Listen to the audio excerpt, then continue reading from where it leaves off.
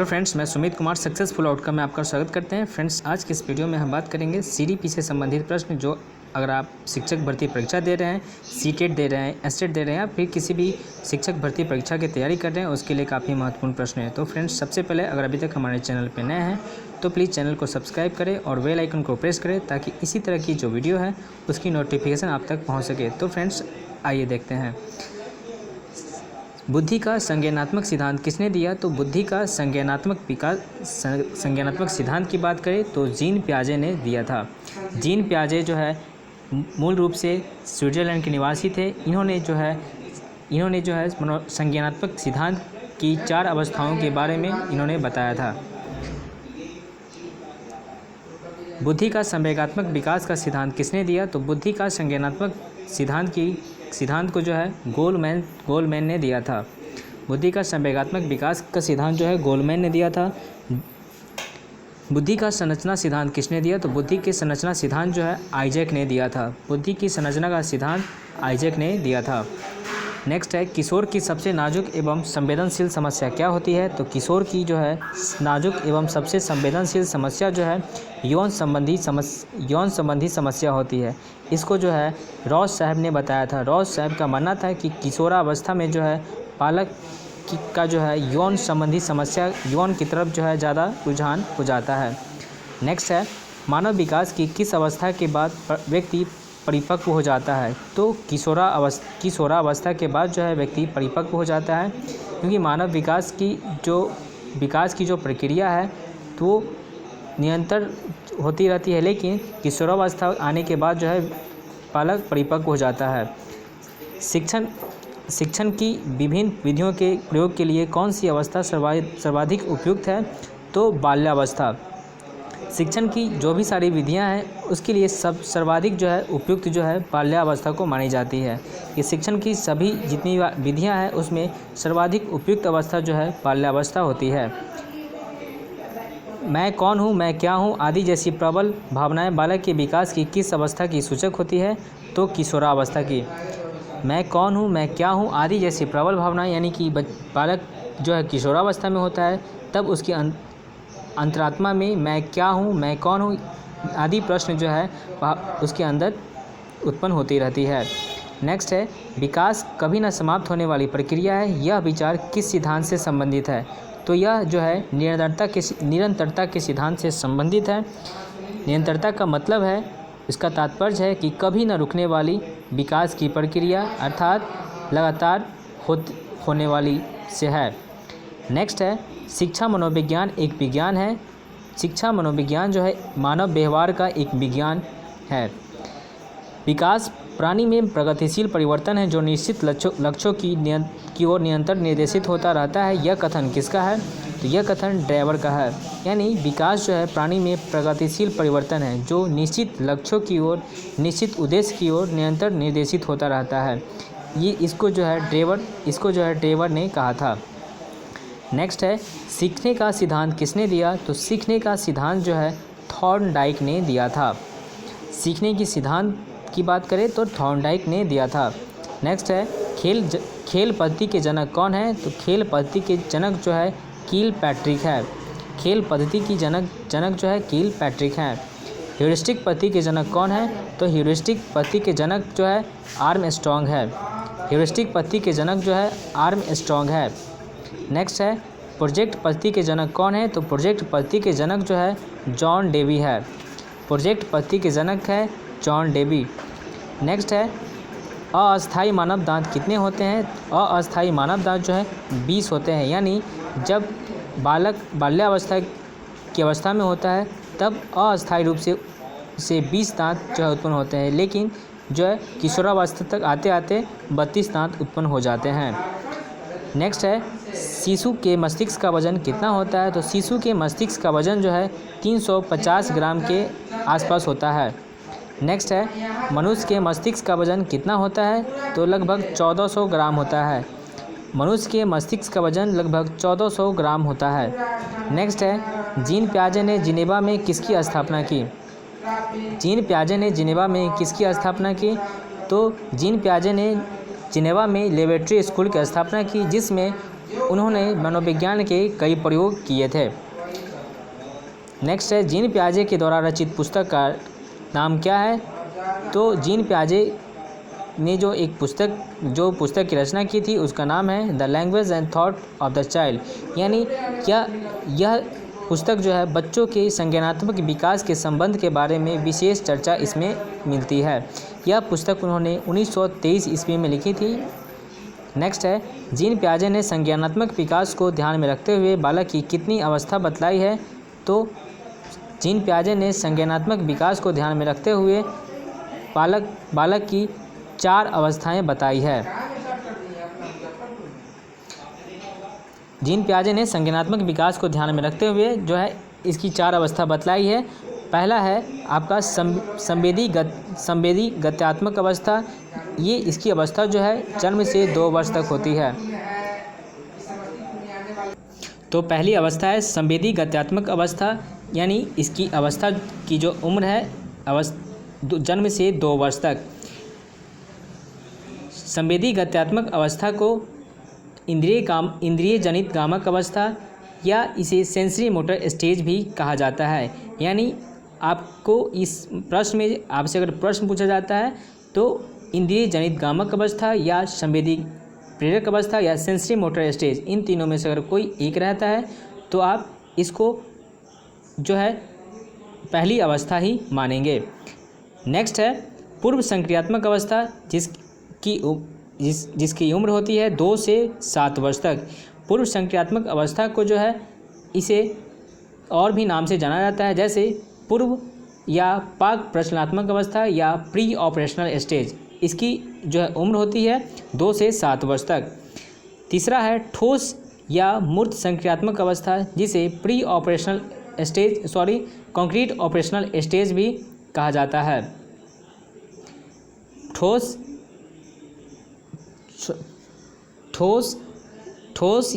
या मूर्त संक्रियात्मक अवस्था 7 से 11 वर्ष तक होती है। इसे कंक्रीट ऑपरेशनल स्टेज यानी कंक्रीट ऑपरेशनल स्टेज भी कहा जाता है, जिसकी अवस्था होती है 7 से 11 वर्ष तक। नेक्स्ट है चौथा है औपचारिक संक्रियात्मक अवस्था।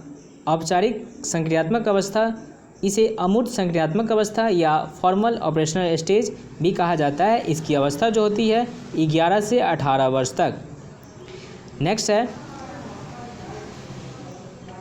बच्चों में बौद्धिक विकास की 4 विशिष्ट अवस्थाओं की पहचान की गई। तो जीन पियाजे के द्वारा बच्चों में बौद्धिक विकास की जो है 4 विशिष्ट अवस्थाओं की पहचान की गई। तो जीन पियाजे द्वारा जो अभी ऊपर वाले जो है प्रश्न में आप जो है उससे परिचित हुए। तो जीन पियाजे से कई सवाल आते हैं, तो आप ध्यान रखेंगे कि जीन पियाजे स्विट्ज़रलैंड के निवासी थे और जीन पियाजे के साथ जो है एक अल्फ्रेड बिने मनोवैज्ञानिक थे, उनके साथ ही एक ही प्रयोगशाला में वे परीक्षण कर रहे थे, तभी उन्होंने संज्ञानात्मक विकास का सिद्धांत जो है दिया था। तो उन्होंने ये बताया था कि बच्चे के संज्ञानात्मक विकास की 4 अवस्थाएं होती हैं। ठीक है, उसके बाद देखेंगे विकास कभी ना समाप्त होने वाली प्रक्रिया है। यह विचार किससे संबंधित है? तो यह जो है निरंतरता से संबंधित है। निरंतरता का मतलब है, आपको मैंने बताया कि निरंतरता का तात्पर्य है लगातार से, यानी कभी ना रुकने वाली विकास की प्रक्रिया से है। नेक्स्ट है प्राथमिक स्तर पर एक शिक्षक में निम्न में से किसे सबसे महत्वपूर्ण विशेषता मानना चाहिए? तो धैर्य और दृढ़ता को सबसे महत्वपूर्ण मानना चाहिए, इसे विशेष स्थान देना चाहिए। नेक्स्ट है उत्तर बाल्यावस्था में बालक भौतिक वस्तुओं के किस आवश्यक तत्व में परिवर्तन समझने लगता है? तो बालक जो है उत्तर बाल्यावस्था की अवस्था में जो है द्रव्यमान, संख्या और क्षेत्र, इन सभी के बारे में जो है परिवर्तन उसमें परिवर्तन होता है, तो वो उसको समझने लगता है। नेक्स्ट है दूसरे वर्ष के अंत में शिशु का शब्द भंडार हो जाता है। जब बालक 2 वर्ष का होता है तब तक उसमें 100 शब्दों का भंडार निहित हो जाता है। नेक्स्ट है शर्म तथा गर्व जैसी भावना का विकास किस अवस्था में होता है? तो शर्म तथा गर्व जैसी भावना का विकास जो है बाल्यावस्था में धीरे धीरे उत्पन्न होना शुरू हो जाता है। नेक्स्ट है मैकडूगल के अनुसार मूल प्रवृत्ति जिज्ञासा का संबंध कौन संवेग से है? तो मैकडूगल के अनुसार जो है मूल प्रवृत्ति जिज्ञासा, यानी बच्चे में जिज्ञासा की भावना जो है भावना जो उसका जो संबंध है उसको आश्चर्य से है। यानी मैकडूगल के अनुसार मूल प्रवृत्ति जिज्ञासा का संबंध जो है संवेग जो है आश्चर्य से है। नेक्स्ट है बाल्यावस्था अवस्था होती है, तो 12 वर्ष तक की अवस्था जो होती है वो बाल्यावस्था कहलाती है। नेक्स्ट है शारीरिक विकास का क्षेत्र है स्नायुमंडल। शारीरिक विकास का क्षेत्र जो है स्नायुमंडल होता है। नेक्स्ट है विवेचना रहित विचार की अवस्था मानी गई है। विवेचना रहित विचार की अवस्था मानी गई है 4 से 7 वर्ष तक की अवस्था जो है विवेचना रहित मानी गई है। यानी बच्चे को जो है इस अवस्था में तार्किक चिंतन करने की क्षमता नहीं होती है। बच्चा तार्किक चिंतन नहीं कर सकता है, विचार विमर्श नहीं कर पाता है। नेक्स्ट है बुद्धि का त्रिक यानी बिंदु सिद्धांत किसने दिया? तो बुद्धि का त्रिक बिंदु सिद्धांत जो है स्टर्नबर्ग ने दिया। इन्होंने बुद्धि को 3 भागों में बांटा। पहला है आपका विश्लेषणात्मक बुद्धि, दूसरा है व्यवहारिक बुद्धि, तीसरा है सृजनात्मक बुद्धि। तो बुद्धि का त्रिक सिद्धांत हम याद रखेंगे स्टर्नबर्ग ने दिया था, जिन्होंने इसे 3 भागों में बांटा है। पहला है विश्लेषणात्मक बुद्धि, दूसरा व्यवहारिक बुद्धि और तीसरा सृजनात्मक बुद्धि। इसको याद रखेंगे। उसके बाद है जीन पियाजे के अनुसार बुद्धि क्या है? जीन पियाजे के अनुसार बुद्धि वातावरण के साथ अनुकूलन करने की प्रक्रिया है। जीन पियाजे का साहब का मानना था कि बुद्धि जो है वातावरण के साथ अनुकूलन करने की प्रक्रिया है, तब जो है बुद्धि का विकास हो पाता है। नेक्स्ट है अल्फ्रेड बिने के अनुसार बुद्धि के प्रकार बताइए। तो अल्फ्रेड बिने के अनुसार बुद्धि जो है 4 शब्दों से मिलकर बनी है। यानी अल्फ्रेड साहब का मानना था कि बुद्धि जो है 4 शब्दों से मिलकर बना हुआ है। पहला है ज्ञान, दूसरा आविष्कार, तीसरा निर्देश, चौथा आलोचना। उन्होंने बुद्धि को जो है 4 शब्दों से मिलकर बनने की बात कही थी, जिसमें पहला ज्ञान, दूसरा आविष्कार, तीसरा निर्देश और चौथा आलोचना। तो अल्फ्रेड बिने से संबंधित इसको याद रखेंगे। नेक्स्ट है टर्मन के अनुसार बुद्धि की क्या परिभाषा है? तो टर्मन के अनुसार जो है बुद्धि अमूर्त विचारों के बारे में सोचने की योग्यता है। टर्मन के अनुसार टर्मन साहब का कहना था कि बुद्धि जो है अमूर्त विचारों के बारे में सोचने की योग्यता है। नेक्स्ट है स्टर्न के अनुसार बुद्धि की क्या परिभाषा है? तो स्टर्न के अनुसार जो है बुद्धि एक सामान्य योग्यता है जिसके द्वारा व्यक्ति नई परिस्थितियों के साथ समायोजन करता है। स्टर्न के अनुसार बुद्धि की क्या परिभाषा है? यहाँ भिन्न भिन्न मनोवैज्ञानिकों ने भिन्न भिन्न परिभाषा रूप से इसे परिभाषित किया है बुद्धि को। तो स्टर्नबर्ग ने जो है उनका मानना था कि बुद्धि एक सामान्य योग्यता है जिसके द्वारा व्यक्ति नई परिस्थितियों के साथ समायोजन करता है। जब नई परिस्थितियाँ आती है तब उसमें जो है समायोजन कर पाता है। नेक्स्ट है बकिंघम के अनुसार बुद्धि की क्या परिभाषा है? तो बकिंघम के अनुसार जो है सीखने की ही शक्ति बुद्धि है। यानी बकिंघम साहब का कहना था कि सीखने की जो शक्ति होती है वही हमारी बुद्धि होती है। नेक्स्ट है वैसलर के अनुसार, यानी वैसलर का अनुसार जो है बुद्धि की क्या परिभाषा है? तो वैसलर के अनुसार जो है किसी कार्य को करने की, तार्किक करने की, वातावरण के साथ समायोजन करने की सामूहिक योग्यता होती है। यानी वैसलर साहब का कहना था कि बुद्धि किसी कार्य को करने की, तार्किक चिंतन करने की एवं वातावरण के साथ समायोजन करने की सामूहिक योग्यता जो है सभी जो है वो बुद्धि के अंतर्गत आती है। उसके बाद सामान्यतः बुद्धि कितने प्रकार की होती है? तो सामान्यतः बुद्धि 3 प्रकार की होती है। पहला है अमूर्त बुद्धि, दूसरा है मूर्त बुद्धि यानी इसे यांत्रिक बुद्धि भी कहते हैं, तीसरा है सामाजिक बुद्धि। उसके बाद देखेंगे यांत्रिक बुद्धि या स्थूल बुद्धि किसे कहा जाता है? तो यांत्रिक बुद्धि या स्थूल बुद्धि मूर्त बुद्धि को ही कहा जाता है। यानी अभी आपने ऊपर में देखा कि सामान्यतः बुद्धि 3 प्रकार की होती है। पहला होता है अमूर्त बुद्धि, दूसरा मूर्त बुद्धि जिसे यांत्रिक बुद्धि कहा जाता है और तीसरा सामाजिक बुद्धि। और यांत्रिक बुद्धि या स्थूल बुद्धि जो है मूर्त बुद्धि को कहा जाता है।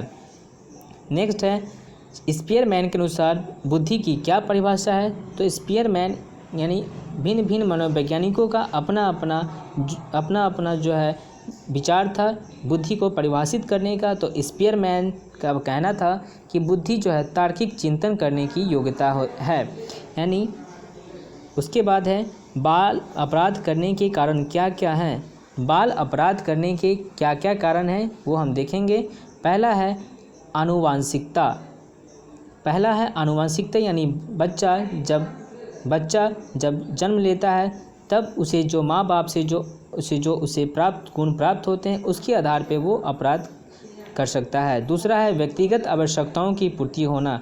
अगर किसी बच्चे की व्यक्तिगत जो आवश्यकताएं हैं उसकी अगर पूर्ति नहीं होती है तो अपराध की तरफ चला जाता है, अपराधी बन सकता है। तीसरा है शारीरिक दोष। ऐसे बालक हीन भावना से ग्रसित होने के कारण अपराधी बन जाते हैं।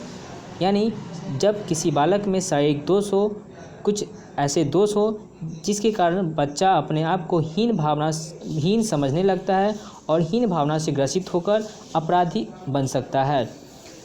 नेक्स्ट है चौथा है घर का वातावरण अशांत होना। अगर किसी परिवार का वातावरण जो है अशांत है तब बच्चा जो है अपराध की तरफ चला जाता है। पांचवा है कुसंगति के कारण। कहते हैं कि संगति से आदमी बनता है और संगति से बिगड़ता है। तो ये कुसंगति यानी गलत संगति में पड़ने के कारण भी बालक जो है अपराधी बन सकता है। छठा है दादा दादी का अधिक लाड़ प्यार। आप लोग सुनते होइएगा कि अधिक लाड़ प्यार जो है बच्चे को बिगाड़ सकता है। तो वही दादा दादी का अधिक लाड़ प्यार जो है बच्चे को जो है अपराध की तरफ मुख मोड़ सकता है। सातवां है स्तरहीन मनोरंजन। यानी ऐसा मनोरंजन जो बच्चे को गलत राह पे ले जाए, वैसे मनोरंजन से दूर रखना चाहिए। तो स्तरहीन मानी नीच स्तर का जो मनोरंजन है उससे बचना चाहिए। तो ये स्तरहीन मनोरंजन भी बालक को अपराध की तरफ ले जा सकता है। आठवां है माता पिता का गरीब होना। अगर किसी बालक को अगर ये आभास हो जाए कि मेरे माता पिता गरीब हैं तब भी जो है वो अपराध की तरफ चला जा सकता है। नौवां है पक्षपात पूर्ण व्यवहार। यानी पक्षपात पूर्ण व्यवहार का मतलब है कि अगर किसी बच्चे के साथ जो है पक्षपात की भावना उसके अंतर्मन में अगर समा गई कि हाँ पक्षपात किया जा रहा है तब भी जो है वो पूर्ण रूप से अपराध की तरफ चला जाएगा। उसके बाद है माता पिता का तलाक आदि। अगर बच्चा अगर ये समझता है कि माता पिता का तलाक हो गया है, तलाक की ऐसे स्थिति में, ऐसे सिचुएशन में बालक अपने आप को अलग थलग समझने लगता है और वह अपराध की तरफ मुख मोड़ लेता है। नेक्स्ट है बाल अपराधियों के उपचार क्या क्या है। मनोवैज्ञानिक विधि। बाल अपराधियों के उपचार जो है पहला है मनोवैज्ञानिक बुद्धि, दूसरा है समाजशास्त्रीय बुद्धि, तीसरा है वैज्ञानिक बुद्धि। यानी इन तीनों विधियों से जो है अपराधियों के उपचार संभव हो सकते हैं।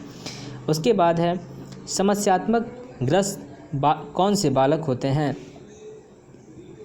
वे बालक जिनके व्यवहार में ऐसी कोई असामान्य बात होती है जिसके कारण वे समस्यात्मक बालक उत्पन्न बन जाते हैं। जैसे कक्षा में देर से आना, ये एक समस्याग्रस्त बालक की पहचान होती है। दूसरा है स्कूल से भाग जाना, तीसरा है कक्षा में अधिक बातें करना, चौथा अधिक क्रियाशीलता होना, पाँचवा गृह कार्य न करके लाना, छठा कक्षा में पढ़ाई पर ध्यान न लगाना। ये सभी जो है समस्यात्मक बालक की पहचान हो सकती है। अगर ये सभी अगर बच्चे में हैं तो वह समस्यात्मक बालक कहा जाएगा। उसके बाद है समस्याग्रस्त बालकों की समस्या शिक्षक द्वारा कैसे दूर की जा सकती है। तो पहला है कि शिक्षक को चाहिए कि ऐसे बालकों को अलग अलग बिठाए और सबसे आगे बिठाए।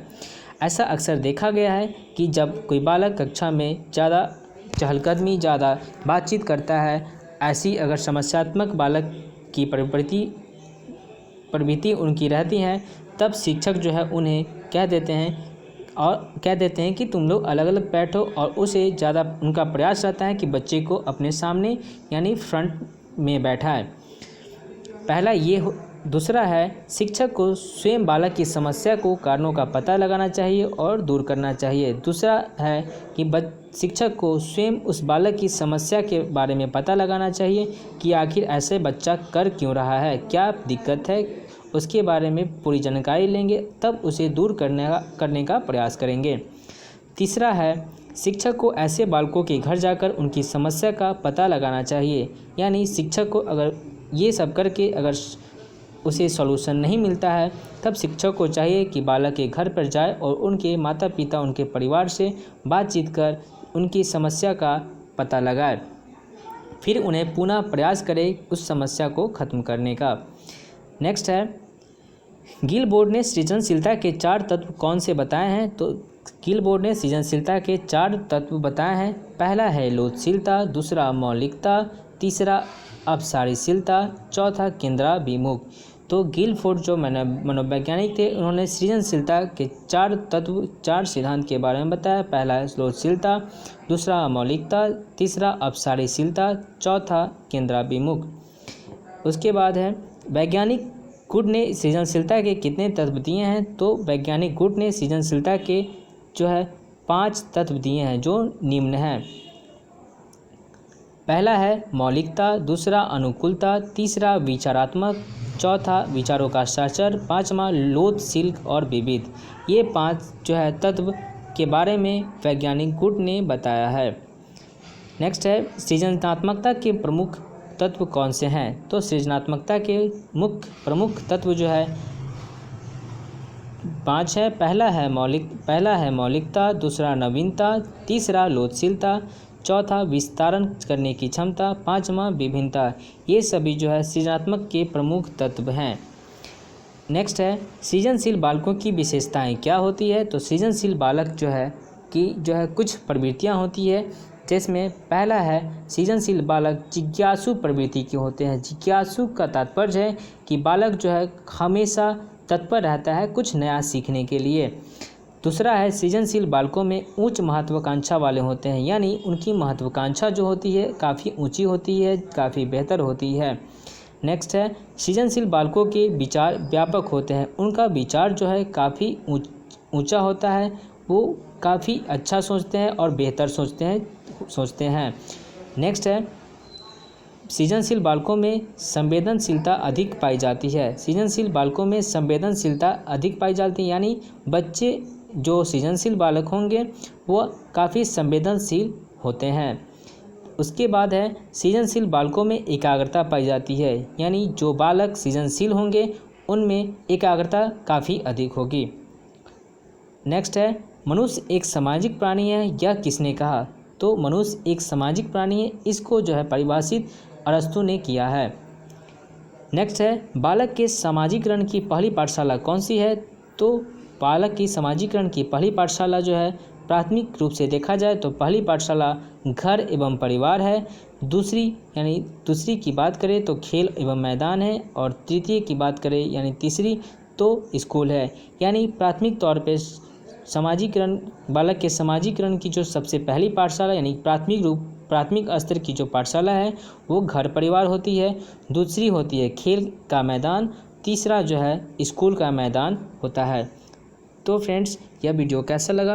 प्लीज़ अगर आपको थोड़ा हेल्पफुल लगा, अगर ये वीडियो आपको पसंद आई तो प्लीज़ लाइक करें, कमेंट करें और शेयर भी कर दें। और अभी तक हमारे चैनल पर नए हैं तो प्लीज़ चैनल को सब्सक्राइब करें। फिर मिलते हैं आपसे नेक्स्ट वीडियो पर। इसी तरह के 50 क्वेश्चन आपको नई जानकारी के रूप में पहुंचाते रहेंगे। फिर मिलते हैं नेक्स्ट वीडियो पे। Thank you, bye bye.